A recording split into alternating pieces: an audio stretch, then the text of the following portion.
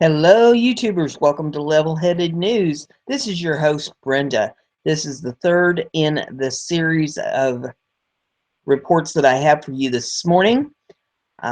This will be the final episode, but I will have a special event for you as well, so you'll need to stay tuned for that. This episode has 4 articles in it, and the URLs, of course, are in the description of the video, so you can pull them up to take a look at them. The first one here is off of oathkeepers.org, and it says, Domestic Terrorist.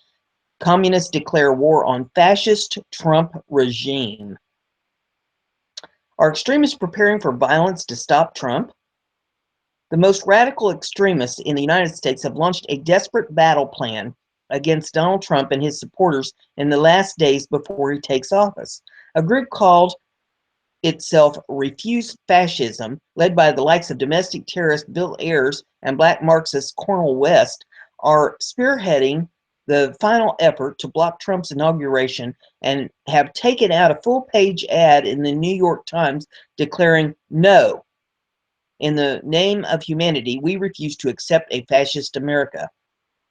The ad goes on to lay out the plan of action to stop Trump, utilizing all of the predictable buzzwords and rhetoric necessary to justify acting together outside normal channels and comparing the Trump regime to that of Hitler and the rise of Nazi Germany. The Trump regime must and can be stopped before it starts, reads the hysterical propaganda. By any definition, Donald Trump is a fascist. He has put together a regime who will carry out this program and worse. Our anger must now become massive resistance before Donald Trump is inaugurated and has the full reins of power in his hands. Should we fail to rise with determination and daring in our millions now to stop this, the consequences for humanity will be disastrous.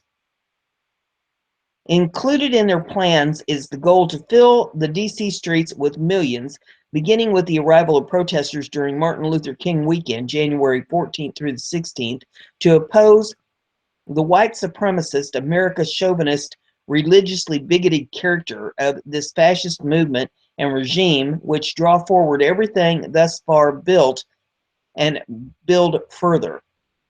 In the week leading up to the presidential inauguration, they are calling for millions more to demonstrate in every major city and town all over the U.S. and the world, demanding that Trump Pence be prevented from taking office before January 20th. Signatories to the call to action include Ayers, West, Rosie O'Donnell, Ed Asner, CNN's Mark Lamont Hill, and a slew of far-left actors, musicians, professors, Islamists, and activists. While Americans may be more wary than wary of roving bands of liberal celebrities throwing tantrums over Donald Trump, no gang with Bill Ayers as a ringleader should be dismissed as irrelevant. Ayers is a radical communist and former leader of the domestic terrorism organization, the Weather Underground, who were infiltrated by FBI informant Larry Gathwal in the 1970s. Gathwal revealed the Weatherman's stated goals of violently overthrowing the U.S. government and forcing dissenters into re-education camps. They also plan to eliminate 25 to 30 million Americans by execution. And you can click a link on InfoWars here at the bottom of this to read more about this if you care to. But that gets you the basic gist of this. The next article is off of BizPac Review, and it says, Marines get it done.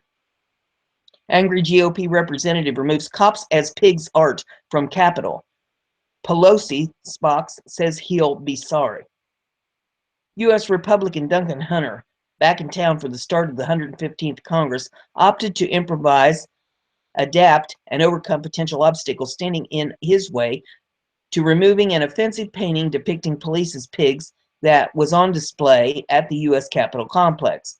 California Republican and Iraq war veteran active in the Marine Corps Reserve simply took matters into his own hands. To the dismay of many in law enforcement, the painting was on display near a Capitol Police screening checkpoint that lawmakers pass each day. It was part of an annual art competition being awarded first place by the Office of Representative Lacey Clay, Democrat of Missouri. I was angry, Hunter told Fox News. I've seen the press reporting on this for a week or so. I'm in the Marine Corps. If you want it done, just call us. Proving his boss is as petty as ever, a spokesman for the House Minority Leader Nancy Pelosi threatened that Hunter would regret the decision, the Hill reported. Will soon realize that he's fallen down more than one rabbit hole, spokesperson Drew Hamill, or try that again, Drew Hamill said, referencing a report that the lawmaker used taxpayer funds to pay for his pet rabbit's airfare. Speaker Paul Ryan played dumb when asked about the painting on Thursday, saying he wasn't familiar with the controversial artwork. A quick scan of social media showed Hunter had plenty of support and thanks from law enforcement. Sampling of responses from Twitter are included at the bottom of this if you want to take a look at it. One simply says "Hoorah," and another one says try that again. Representative Hunter's office says Cap Hill Police thanked him for removing the painting. It's now in Lacey Clay's office. So, if you want to read all of those, they're there in that article for you to read.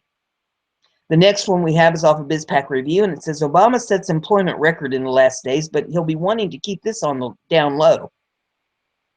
With yet another disappointing Obama jobs report in the wind this week, it is also important to note that the number of Americans who have simply given up even looking for a job is at its highest number in U.S. history.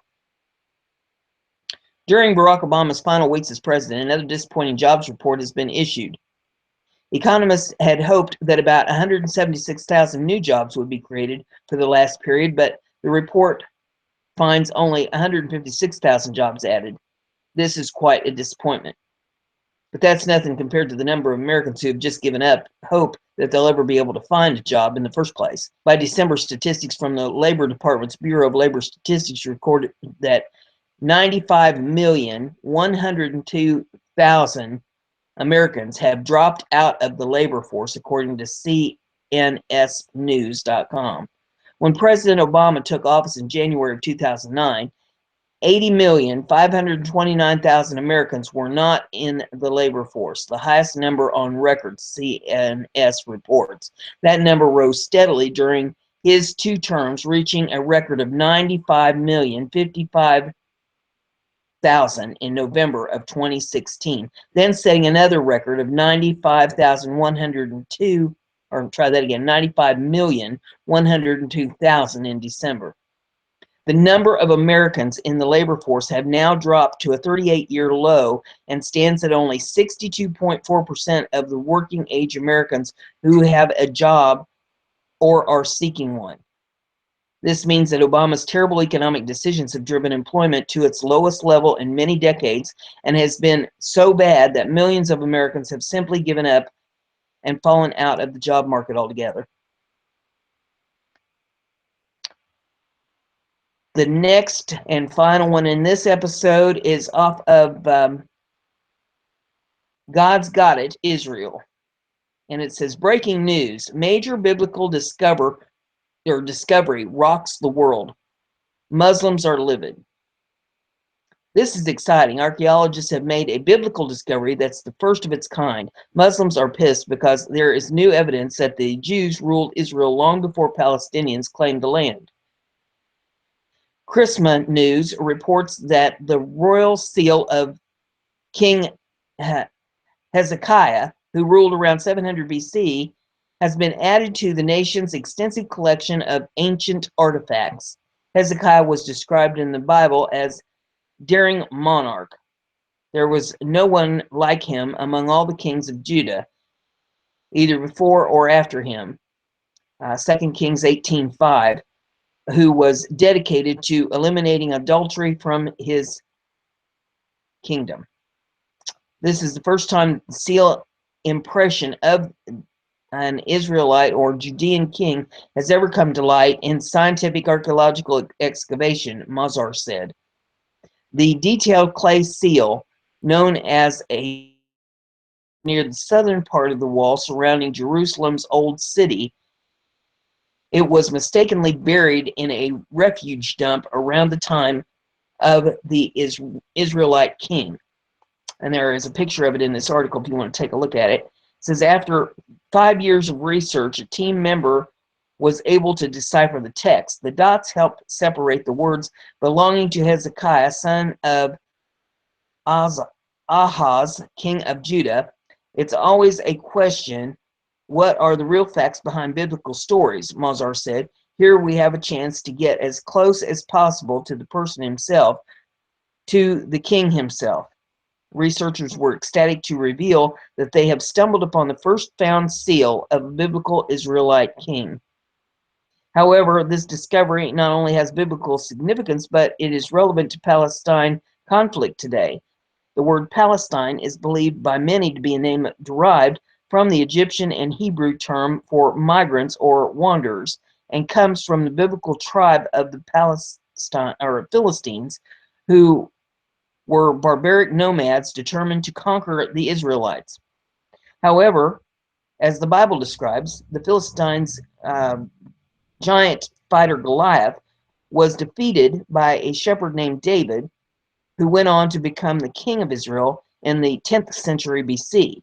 This seal precedes even the earliest mention of an official derivative of Palestine 200 years after King Hezekiah.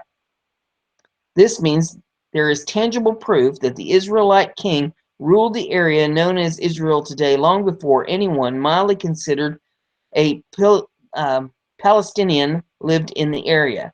So all the claims of Islam being the true ancestral owners of the land that Israel now occupies, and the claims that Israel stole the land given them by Allah are all false. The one thing is for sure, what happened next is going to be an awesome manifestation of biblical prophecy unfolding right before our eyes. So there you have that. And as I said, there will be a special edition to follow, so stay tuned for that. If you like what we're doing, give it a thumbs up, share it on your social media. Be sure and subscribe. Click that little bell next to the subscribe button and check that box so that you get email messages every time I put a show up, and that way you'll stay informed. We'll see you in the next one.